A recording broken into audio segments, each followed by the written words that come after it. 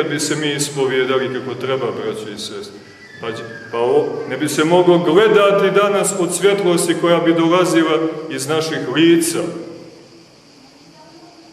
Ako se ne ispovijedamo kako treba, nema pokajanja u odnosu na grijeh, nema površno, licemjerno ili ga uopšte nema, u redu, ali bolesti ima, đavola ima, smrada ima, a Hrista nema. Što će Hristos zdravome, pravednome, svetome i pobožnome?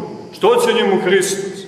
Neka ga tamo na zidu, neka ga na ikonama, meni on ne treba u suštini, ja sam dobro, u dobroj sam kondiciji, čitao sam molitve, malo sam postio srijedom i petkom, dajem 10 od svega što imam, nisam kao oni carinici, bludnici, narkomani, pijanice, dobar sam, ništa mi ne fali.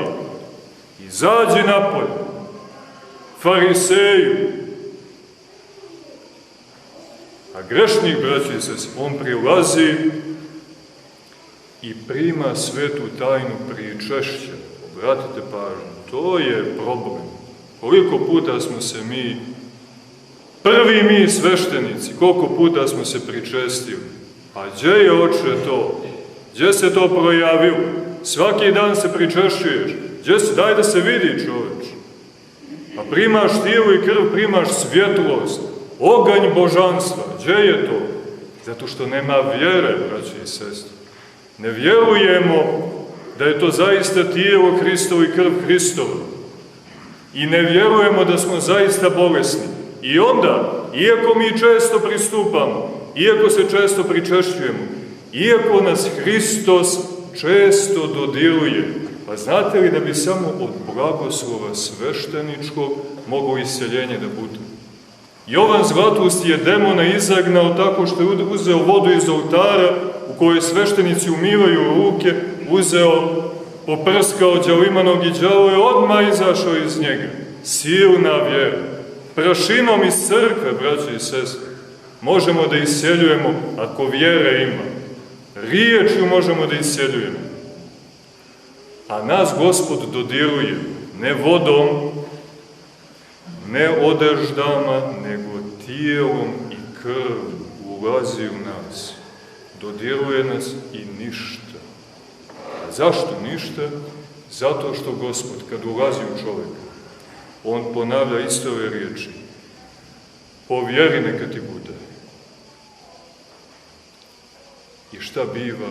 Ništa. Nažalost, oprostite što ovako govorimo, ali ne biva ono što bi moglo da bude. Od jednog pričešća po silnoj vjeri i po dubokom doživljaju bolesti mogle bi da se dese velike, uzvišene promjene. Neka bi dao Gospod, Duh Sveti, onaj koji u tajnu uvodi i duhovno rukovodi sve nas koji smo u crkvi. Da dođemo do tog nivoa svijesti i pažnje. Da otkrijemo bolest u nama. Ne kijevicu i ne prehladu, nego duboke povrede.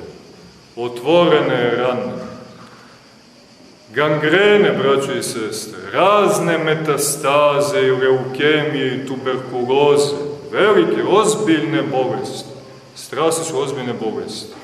Umne, duhovne, bolesti srca, bolesti volje. To su strašne bolesti. Tijela se ne mogu ni da se upoređuju. Samo su neki blijedi simboli. Da vidimo to, braći i sestre, da ne bježimo od toga. Ne bježimo od toga. To Gospod pokazuje. Ali ne da bi te ponizio, nego da bi izazvao u tebi žeđ za zdravljem i da bi tom žeđu vođen našo istočnik života. Jer ko nalazi izvor najbolje, najpreciznije? Žedni, braćo i sestre. Ko hleb nalazi? Gladni. A žedni i gladni zdravlja najbrže nalaze Hrista i ne odvajaju se od njega. Pogledajte ove slijepce. Pogledajte kako precizno, kako idu za njim. Pogledajte onu krvotočivu. Pogledajte mnoge iz evanđelja, iz istorije crkve, grešnike, kako nepogrešivo idu na Hrista, niko više ne može da ih skrene. I u dodiru i po vjeri bude isceljenje duhovnih očiju i srca duhovnog.